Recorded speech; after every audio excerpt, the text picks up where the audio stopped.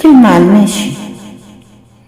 إنك تراضي كل الناس دي محاولة محكوم عليها بالفشل. في فئة من الناس عمرها ما هتشوفك كويس مهما شافوا منك خير. عاملوا الناس باللي بتشوفوه منهم مش باللي بتسمعوه، ومع الوقت هتتأكد إن أحسن خدمة تعملها لنفسك ولغيرك إنك تقفل ودانك عن رأي الناس في بعضهم، وادي فرصة لعقلك. أيوة، ادي فرصة لعقلك علشان تعرف بيها الناس بعيونك مش بودانك.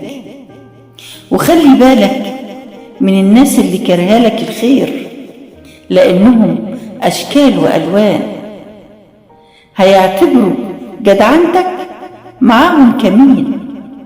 وزي ما في ناس كارهين نفسهم قبل ما يكرهوك، في ناس حلوة كتير ربنا مسخرها ليك في طريقك. واوعى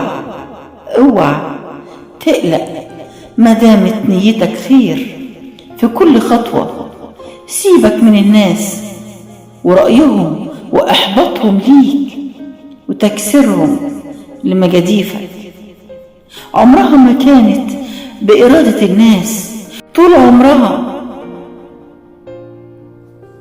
بإرادة وكرم ورحمة ربنا.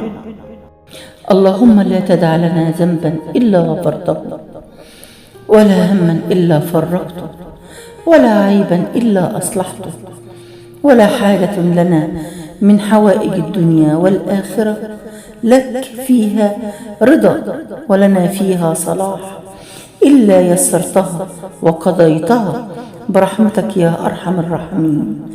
اللهم آمين يا رب العالمين.